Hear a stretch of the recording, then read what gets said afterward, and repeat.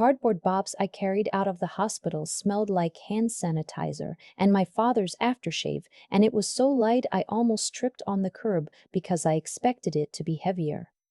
32 years of a man's life, and it fit in a shoebox. My father wasn't someone who talked about feelings. He talked about tire pressure and property taxes, and whether the gutters needed cleaning before the first frost. When I was 12, I asked him once why he never said, "I love you," and he looked at me the way he looked at a car that was making a noise he couldn't identify, like the problem was somewhere he couldn't reach. He cleared his throat and said, "The roof over your head says it for me." Then he went back to reading the paper. I thought about that in the parking lot, standing next to my car with his box of things, his wallet, his watch, a photograph of my mother from before I was born, tucked inside a pocket Bible he never once mentioned owning. I drove home alone. My older sister Renee had left the hospital before the machine stopped. She said she couldn't handle it. I stayed until the end because someone had to, and because I had always been someone who stayed. That was the thing about Renee and me. She made the grand gestures, the Sunday dinners she hosted twice a year, the birthday calls with the whole family on speaker, the way she talked about our father at parties like she had been the devoted one. And I was the one who drove him to his Thursday chemo appointments and sat in the plastic chair and answered his questions about what the doctor had said when he couldn't remember. I was the one who learned how to change his colostomy bag and pretended it was nothing, because making him feel embarrassed would have been worse than anything else. I don't say this to make myself sound like a martyr. I say it because it matters for what came later. He died on a Tuesday in October, leaves coming down outside the window, sky that flat gray color that means winter is already on its way. I held his hand at the end. Renee sent a text that said, "Thinking of you both," with a small heart emoji. The attorney called 3 days after the funeral. His name was Mr. Osei, and he had a careful, unhurried voice that reminded me of someone delivering news he'd delivered many times before. He asked me to come in on Friday and asked if Renee would be available as well. I said I'd let her know. She called me before I could call her. "Did the attorney reach you?" she asked. "He did." "What do you think it says?" I told her I had no idea. She was quiet for a second, then she said, "Well."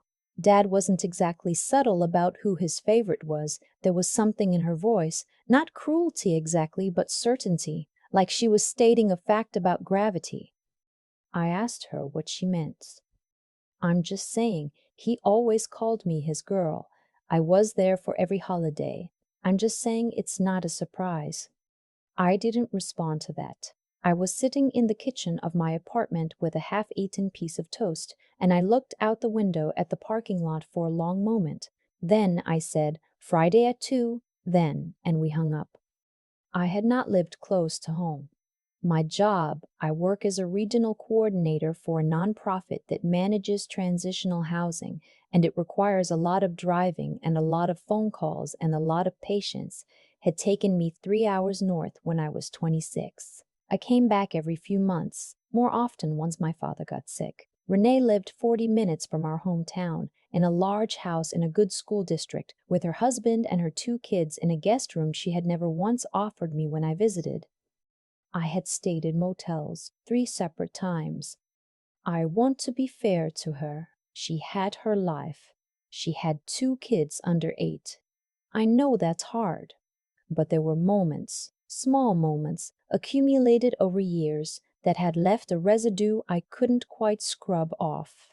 The Christmas she announced at dinner that she'd gotten a promotion and then turned to me and said in front of everyone, "I just hope you find your direction soon, honey. You're not getting any younger." The time I mentioned I was thinking about going back to school and she said, "Oh, that's brave," in the tone of voice that meant the opposite. The way she always introduced me to her friends as her younger sister who's still figuring things out. Like I was a project that hadn't been completed yet. I was 31 years old. I had a graduate degree. I had managed a $2.4 million housing budget for the last fiscal year. I did not need direction. I needed my sister to see me as a person instead of a cautionary tale she kept around to feel better about her own choices. But that's old history. What matters is Friday. The attorney's office was in a beige building off the main road downtown, the kind of place with framed prints of covered bridges and a waiting room that smelled like coffee and carpet cleaner. Mr. Osei shook both our hands and gestured to the two chairs across from his desk. Renee sat down first and immediately crossed her legs and smoothed her skirt like she was at a job interview she'd already gotten. He opened the folder. The house, our parents' house, a four-bedroom colonial on just under an acre where we had both grown up, went to Renee, along with the investment accounts, which totaled somewhere around $340,000. I watched her face when he said the number. She didn't react. She already knew. To me, my father left the hardware store. Miller's Hardware had been on Crescent Street since 1987. My grandfather started it. My father took it over at 28, and I had worked summers there from the time I was old enough to work a register.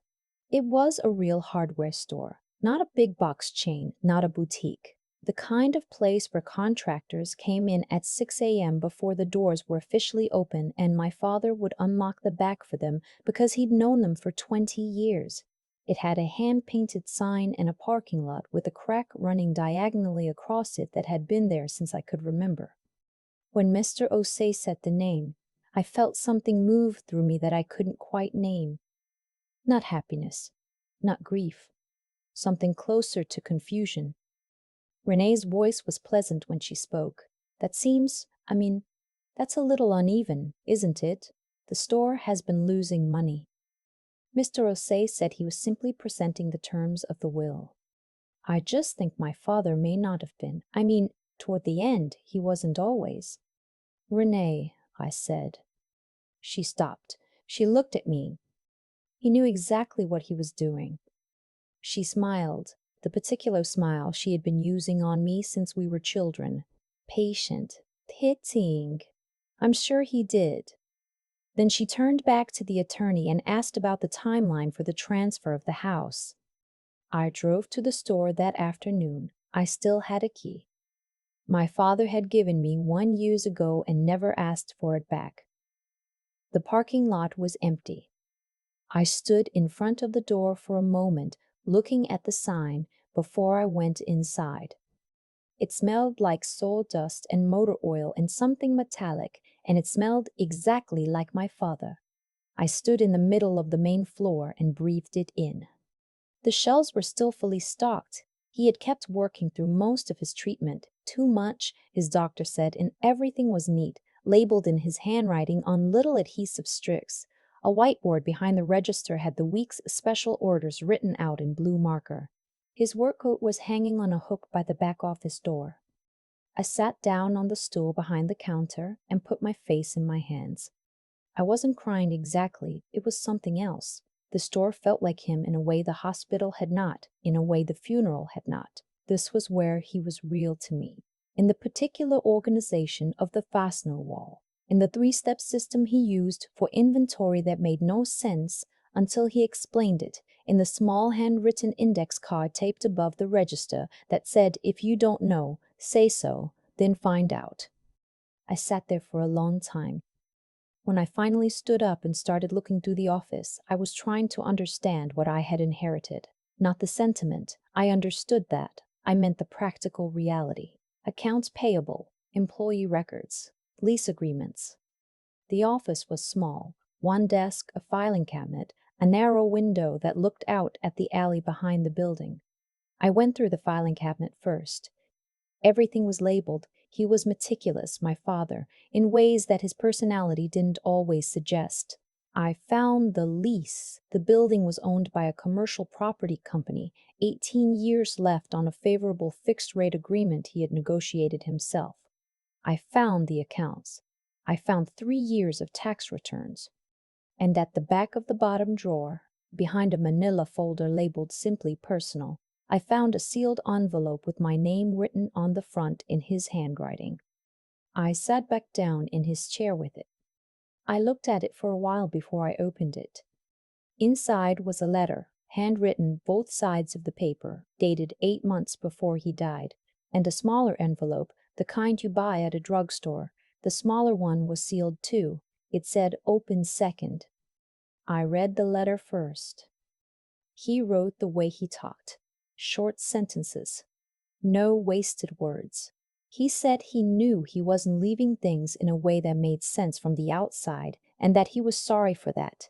He said Renee needed the house and the security because she had always needed things to be stable, had always needed to know that the ground under her wouldn't move, and that was not a character flaw. It was just who she was, and he loved her for it. Then he said, "You never needed that. You always figured it out, even when you shouldn't have had to." He said he had been watching me for years, watching the choices I made, the way I handled difficulty, the way I handled the store that one summer when he'd had back surgery, and I'd run it for 6 weeks at 19 without ever complaining. He said he thought about it for a long time. The store was not a consolation prize. It was not the smaller inheritance. It was, in his words, the one I built with my hands, and the only thing I ever made that I'm proud enough to pass to someone who'll know what it is. At the bottom of the letter, before his signature, he wrote, "Check the east wall panel in the stockroom. Third shelf unit from the back, right side. Push on the lower left corner." I read that sentence 3 times. Then I folded the letter, put it in my jacket pocket, and walked back out to the stockroom. I'd been in the stockroom 1,000 times. I knew every shelf unit, the particular squeak in the floorboards near the pallets, the smell of cardboard and pipe fittings. The east wall looked exactly like it always had. Gray shelving units loaded with inventory, everything labeled. I found the third unit from the back. I crouched down in front of it. The lower left corner of the unit had a small rectangular panel between the unit's base and the floor. The kind of thing that blended in so completely you'd have to be looking for it to see it. I pressed it. A click. Then the panel swung inward. Behind it, a recessed space in the wall, maybe 18 inches deep and 2 feet wide. And inside, a metal lockbox, a letter-size accordion file, and a small spiral notebook. I sat down on the floor. My hands weren't entirely steady when I opened the lockbox. It needed no key, just a latch. Inside was cash, banded, and a handwritten ledger accounting for it, around $41,000 in total. Beneath the cash was a folded document, a paid-in-full statement for the store's outstanding equipment loan dated 2 years ago. The accordion file held deeds, not 3 property deeds for small commercial lots within a 2-mile radius of the store. 2 of them had rental income statements paper-clipped to the front. Both were currently leased. Combined monthly rental, $6,200. The spiral notebook was my father's handwriting again. More notes. Contact names. His system for everything, the maintenance schedule for the rental properties, the tenant contacts, the insurance information, the accountant he used, a note to ask about a possible 4th property he'd been watching. I stayed on the floor of the stockroom for a long time. Then I opened a smaller envelope. Inside was a handwritten note, just a few lines. It said, "This is not about money. You'll know what to do with it. The same way you knew what to do with everything else I was too proud to say out loud. Don't let your sister make you feel small. She's scared. She always was. Love, Dad." I folded that one too. I put it in my pocket next to the first. I drove home and I didn't call Renee. I sat at my kitchen table with a glass of water, and I looked out at the parking lot and I thought about the way my father had handed me the store key years ago. Casual, like it was nothing, and hadn't asked for it back. He had known. He had planned. Not in the weeks at the end when he was tired and medicated and not fully himself, but months before, years before. In the Tuesday afternoons when I thought I was just doing the normal thing, keeping him company, answering questions about the doctor, learning to change the bag, and pretending it was nothing. He saw all of it. He just never said so while he was alive. That was the thing about my father. He didn't say it. He planned it. Renee called on Sunday. She was pleasant. She asked how I was holding up. She said she'd been thinking about the store, and she wanted to talk about whether it might make sense to consolidate things, which I understood meant she wanted to discuss selling it. I let her talk for a while. I had spent the week with Mr. Osei going to everything, and with my father's accountant, a quiet woman named Miss Park, who had been managing the properties and the store's books for a decade, and who sat across from me at her desk and said carefully, "Your father thought very highly of your judgment. He said that a number of times." When Renee finished, I said, "I'm not selling." A pause. "I just think, realistically, the store has challenges." I know what the store has. I also know about the properties on Renfrew and Dalton and the one on Chester Street. The pause this time was different. "He told you?" "He left me a letter." She was quiet for a long moment. Outside my window, a car was pulling slowly out of the parking lot. I waited. "I didn't know about the properties," she said finally. Her voice had changed, something softer in it, and something else I couldn't immediately name. "I know." "He never," she stopped. "He never told me." "No." The quiet stretched. I didn't feel it. "He must have trusted you," she said, and her voice when she said it was almost small. I had not heard that voice from her in a long time. Maybe not since we were children, actually, since before she figured out how to be the older one, the certain one, the one who had already figured out what other people were still looking for. I thought about what he'd written. She's scared. She always was. "He trusted both of us," I said, "just differently." She laughed a little, not really a laugh. "You're being generous." "Maybe." Another silence. Then she said, "I'm sorry for the things I said over the years. I didn't say it was fine because it wasn't entirely. I didn't say it didn't matter because it did. I said, I know. Do you need help with the store? I mean, I don't know anything about hardware, but I could." "I've got it," I said, "but thank you." After we hung up, I sat at the table for a while longer. The glass of water in front of me had gone warm. The light through the window was getting long and gold the way it does in the afternoon in November. Low and specific, and it lit up the grain of the table in a way I'd never noticed before.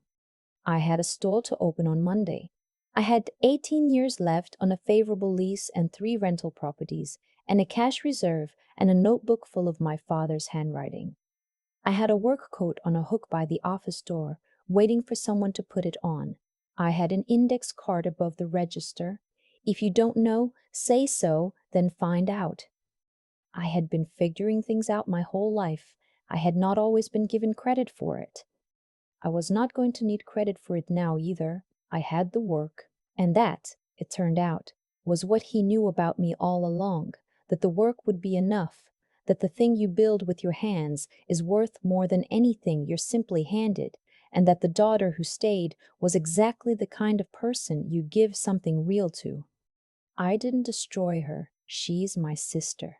And when she needs me, I'll be there, because that's also who I am. But I drove to the store that Monday morning before sunrise, turned the key in the lock, and stood in the middle of the floor while the lights flickered on, and I breathed in the sawdust and the motor oil and everything that had been waiting for me. And for the first time in a very long time, I felt like I was exactly where I was supposed to be. I keep thinking about the index card above the register. My father wrote it himself, taped it up sometime in the 90s, and never took it down. If you don't know, say so, then find out. 8 words, no flourish. That was him entirely. I used to think he didn't notice things. That's the quiet cruelty of someone who shows up without being asked. You do it so consistently that people stop registering it as a choice. They just assume you'll be there.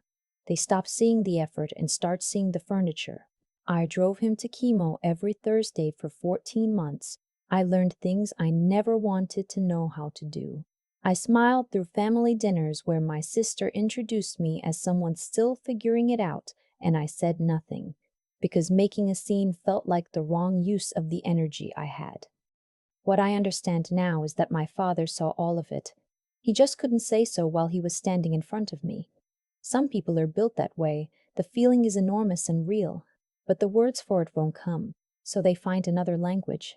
He found his in a hidden panel and a lockbox and 3 property deeds, paper clipped to rental income statements. That was his version of saying it out loud. There's something I've been sitting with since I read his letter. He didn't hide those things because he distrusted Renee. He hid them because he knew me. He knew I would find them only if I went back to the store, only if I sat with the loss long enough to start looking through the filing cabinet, only if I cared enough about what he built to want to understand it. The hiding was itself a message. He was saying, "You're the one who stays. You're the one who finds out." I think about the choices I made over those 14 months, every Thursday, every appointment, every moment I could have handed it off to someone else and didn't. And I don't think of them as sacrifices anymore.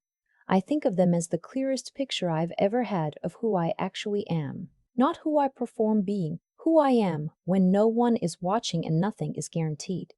That clarity came from showing up when it would have been easier not to. It came from doing the right thing quietly, over and over, in a plastic chair in an oncology waiting room, without any promise of recognition. What my father left me wasn't just a store and 3 lots and a lockbox. He left me evidence, proof that the kind of character you build in the invisible moments, the ones where you're tired and unacknowledged and doing it anyway, compounds over time in ways you can't predict. He saw what I was building even when I didn't know I was building anything. Renee got the house. I don't begrudge her that. She needed stability the way some people need oxygen, and my father understood that about her with a generosity I'm still learning from. But he understood something about me too, that I could take something worn down and broken in and figure out what it was worth. That I had the judgment to see past the surface, the steadiness to run something real, and the integrity not to sell it the first time someone suggested I should. The work coat is on a hook by the office door. I put it on every morning now. It's a little big in the shoulders, which I suspect he knew and didn't mind. I turn the key, I flip the lights, and I find out